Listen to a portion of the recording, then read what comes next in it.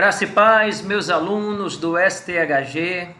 Aqui quem vos fala é o pastor e professor William Cabral, do Seminário Teológico Harlan Grant, para mais uma aula sobre a doutrina do Espírito Santo.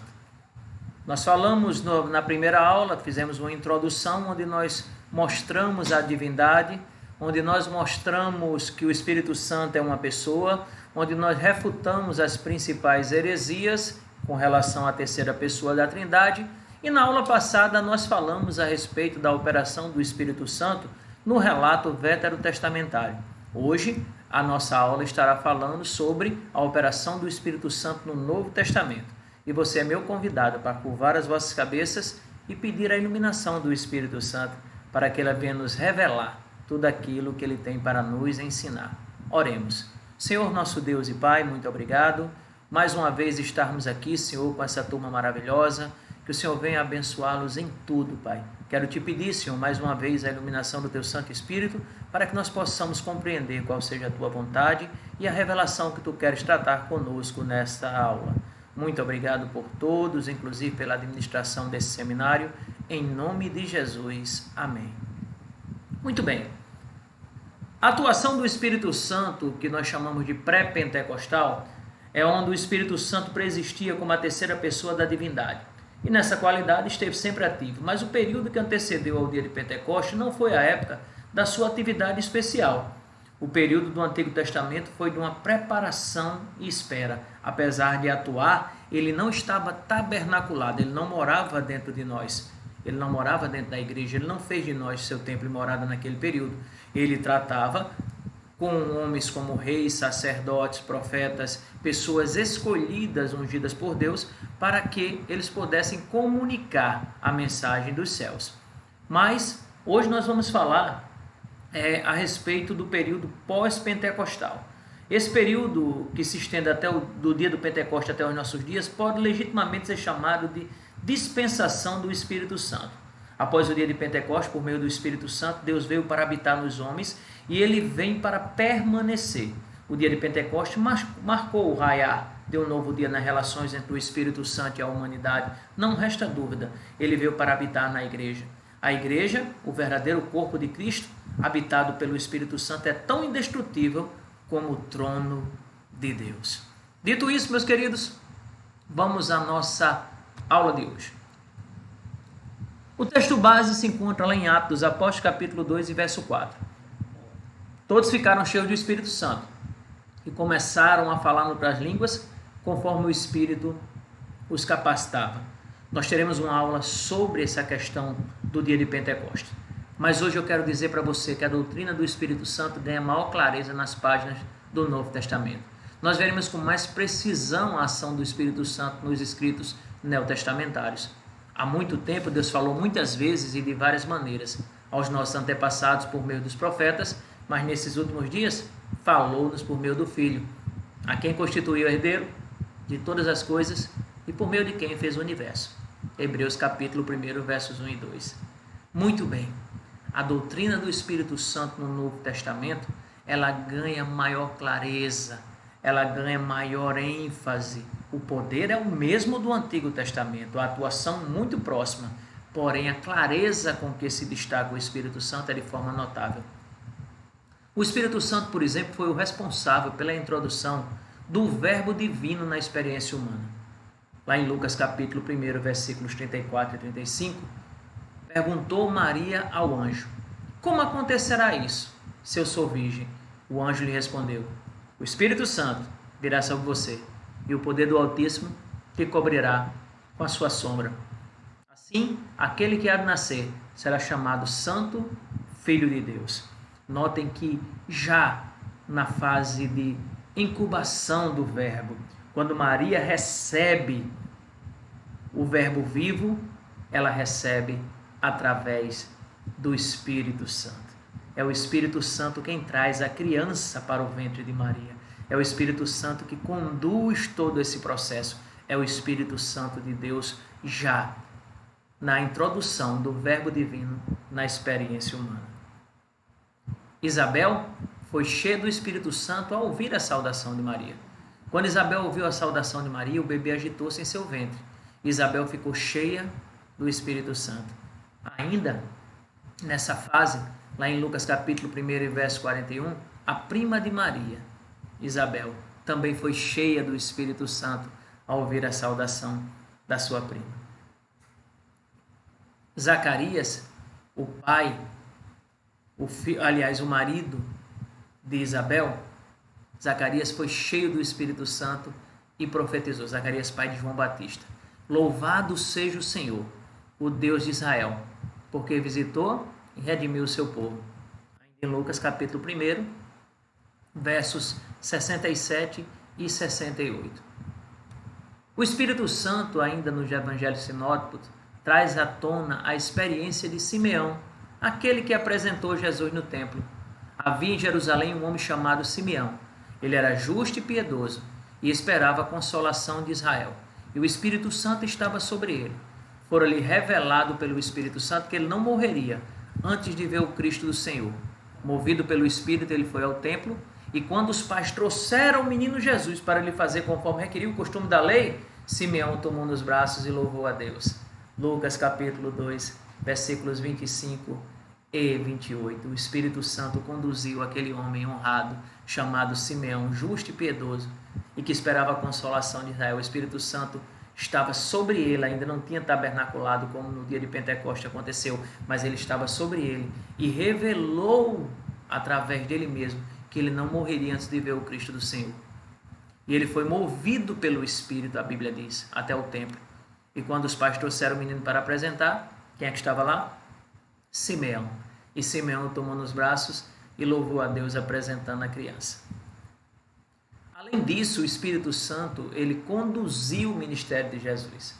Lá em Lucas capítulo 4, verso 14, diz que Jesus voltou para a Galiléia no poder do Espírito, e por toda aquela região se espalhou a sua fama.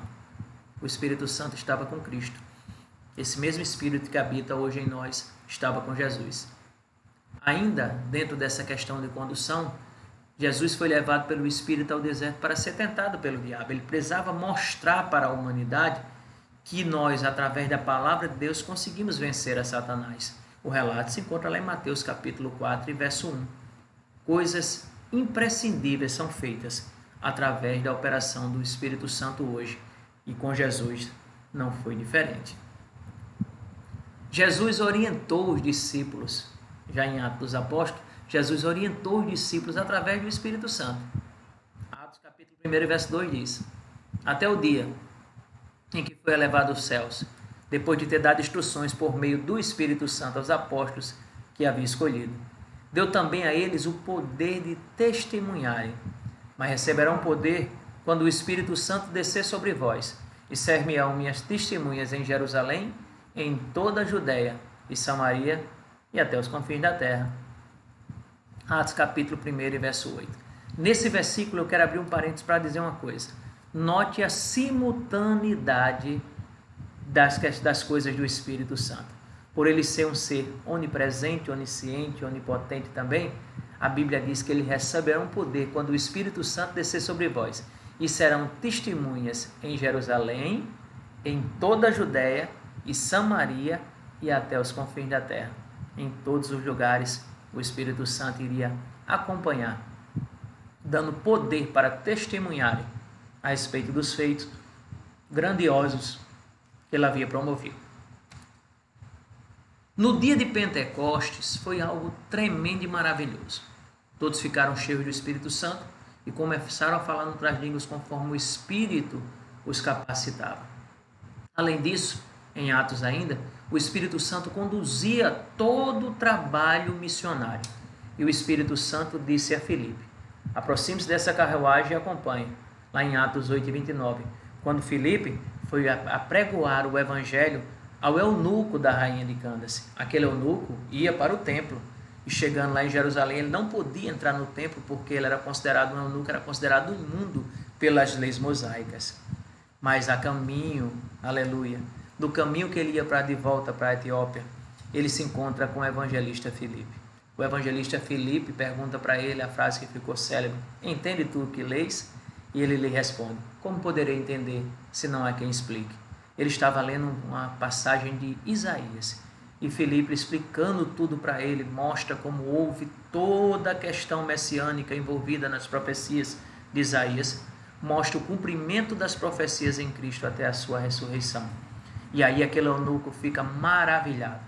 E aquele eunuco que não podia entrar no templo, agora ele torna-se templo e morada do Espírito Santo também, porque aceitando a Cristo como único e suficiente Salvador, ele ali recebeu a divindade do Espírito Santo em sua vida. Ele foi batizado e relatos históricos dizem que ele tornou-se um grande missionário na Etiópia. Muito bem, queridos. Mais à frente, nós podemos dizer que ainda em Atos dos Apóstolos, o Espírito Santo trazia poder às mensagens. Lá em Atos 10, 44, diz que enquanto Pedro ainda estava falando essas palavras, o Espírito Santo desceu sobre todos os que ouviam a mensagem. Olha que coisa poderosa. Até então, Pedro não conseguia. Antes da descida do Espírito Santo, Pedro não era um pregador eloquente. Ele era um pregador que muitas vezes tropeçava nas palavras, um homem rude, mas a partir do momento em que o Espírito Santo toma Pedro, ele o capacita a trazer poder às mensagens divinas. Além disso, o Espírito Santo, lá em Atos 20, versículo 23, nós temos que citar, preparava o coração dos primeiros missionários em todas as cidades, a Bíblia diz. O Espírito Santo me avisa que prisões e sofrimentos me esperam. Olha só, preparava o coração dos primeiros missionários, daqueles que morreriam pela causa do Evangelho. O Espírito Santo em Atos dos Apóstolos é fundamental. Eu diria que Atos dos Apóstolos deveria sim se chamar Atos do Espírito Santo. Ainda em Atos dos Apóstolos, o Espírito Santo consolava os cristãos em suas aflições, mas Estevão, cheio do Espírito Santo, levantou os olhos para o céu e viu a glória de Deus e Jesus de pé à direita de Deus. Atos, capítulo 7, verso 55. Estevão estava cheio, tão pleno do Espírito Santo, e apregoava a palavra com tanta intrepidez que o inimigo acabou fazendo com que as pessoas o apedrejassem. Mas, antes da sua morte, levantou os olhos fitos aos céus e viu a glória de Deus, e Jesus estava de pé à direita de Deus. A igreja passava por um período de paz em toda a Judéia, Galiléia e Samaria. Ela se edificava e era encorajada pelo Espírito Santo. Ela crescia em número, vivendo no temor do Senhor. Atos 9, 31. A igreja também era encorajada pelo Espírito Santo. Ele encorajava a igreja e promovia o seu crescimento numérico, como até nos dias de hoje. Você pode ter uma pregação muito eloquente, mas quem convence o homem do pecado, da justiça e do juízo é o Espírito Santo. O Espírito Santo é a essência do próprio Deus. Em João 4, 24 nós vamos aprender isso. Deus é Espírito e é necessário que os seus adoradores o adorem em espírito e em verdade. O Espírito Santo glorificaria a Jesus. João 16, versos 13 e 14. Mas quando o Espírito da verdade vier, ele os guiará em toda a verdade, não falará de si mesmo, falará apenas o que ouvir e lhes anunciará o que está por vir. Ele me glorificará, porque receberá do que é meu e o tornará conhecido a vocês. Quando o Espírito da verdade vier, dizia Jesus, ele os guiará a toda a verdade do Evangelho. Não falará de si mesmo. Por isso que às vezes o Espírito Santo, eu costumo dizer que o Espírito Santo não lança holofote sobre si. Ele não lança holofote sobre os dons. João 16, versos 13 e 14. O Espírito Santo nos demais livros do Novo Testamento. Em João 14, versos 16 e 18, ele estava com os salvos e agora estaria nos salvos. E eu pedirei ao Pai, e ele lhe dará outro consolador para estar com vocês para sempre. O Espírito da verdade. O mundo não pode recebê-lo porque não o vê nem o conhece. Mas vocês o conhecem, pois ele vive com vocês e estará em vocês. Não os deixará órfãos, voltará para vocês. Não os deixarei órfãos, voltarei para vocês. Disse Jesus em João 14, dos versos 16 ao 18. Nós agora passamos a ser santuário do Espírito Santo. Acaso não sabem que o corpo de vocês é santuário do Espírito Santo que habita em vós e que lhe foi dado por Deus, e que vocês não são de si mesmos, mas vocês foram comprados por um alto preço? Portanto, glorifiquem a Deus com o corpo de vocês. 1 Coríntios capítulo 6, versos 19 e 20. O Espírito Santo nos capacita a reconhecer Deus como nosso Pai, pois vocês não receberam um Espírito que os escravize para novamente temer, mas receberam o Espírito que os adota como filhos, por meio da qual clamamos, Abba, Pai. O próprio Espírito testemunha ao nosso Espírito que somos filhos de Deus. Romanos 8, versículos 15 e 16. Como podemos ver, o Espírito Santo acompanha toda a trajetória bíblica. E ele também, em Romanos 8, 26 e 27, diz que intercede por nós. Que intercessão maravilhosa, feita pela terceira pessoa da Trindade, pelo Espírito Santo de Deus, feito pela divindade. Da mesma forma, o Espírito nos ajuda em nossa fraqueza, pois não sabemos como orar, mas o próprio Espírito intercede por nós com gemidos inexprimíveis. E aquele que sonda os corações conhece a intenção do Espírito, porque o Espírito intercede pelos santos, de acordo com a vontade de Deus. Imagine vocês que coisa maravilhosa é sabermos que mesmo que nós estejamos orando, que não seja em conformidade com a vontade de Deus, o Espírito Santo que habita em nós ratifica essa mensagem e leva até o trono de Deus aquilo que está dentro da sua própria vontade. Glorificado seja o nome do Senhor. Em 1 Coríntios capítulo 12, verso 11, o apóstolo Paulo diz que ele distribui dons espirituais a cada salvo como ele quer. Todas essas coisas, porém, são realizadas pelo mesmo e único Espírito, e ele as distribui individualmente a cada um conforme quer. Como podemos ver, os dons espirituais são da parte de Deus para aqueles que ele escolhe, para aqueles que ele quer, para aqueles que ele determina. Além disso, em Gálatas 5:22, nós podemos ver também que o Espírito gera seu fruto em nós. Mas o fruto do Espírito é amor, alegria, paz, paciência, amabilidade, bondade e fidelidade. Notem que o fruto do Espírito é a maior evidência de que somos templo e morada dele. Isso mesmo. Às vezes, nós queremos entender que o falar em línguas é a maior evidência do batismo com o Espírito Santo. Mas quando nós vamos para as páginas das Sagradas Escrituras, nós podemos contemplar que o fruto do Espírito, que é amor, alegria, paz, paciência, amabilidade, bondade e fidelidade, é que denota aqueles que são verdadeiros cristãos. E eu digo para vocês, fazendo uma conjectura a respeito, eu posso afirmar categoricamente que o Espírito Santo, ele dá esse fruto do Espírito: amor, alegria, paz, paciência, amabilidade, bondade e fidelidade. Assim como também os dons são evidência de que o Espírito Santo está em nós. Mas o fruto do Espírito é uma evidência em que o inimigo não pode copiar, ele não pode imitar o amor, ele não consegue ter alegria, ele não vive em paz, ele não tem a paciência que os santos têm, ele não pode ser amável, ele não tem bondade nem tem fidelidade, ele não pode imitar o fruto do Espírito. Alguns dons, como o dom de língua, por exemplo, o inimigo imita, mas eu quero ver ele imitar o amor, eu quero ver ele imitar a alegria, eu quero ver ele imitar a paz que está dentro de você, a sua paciência, a sua amabilidade, a sua bondade, a sua fidelidade para com Deus, ele não consegue imitar. A busca também, a ação do Espírito em nós.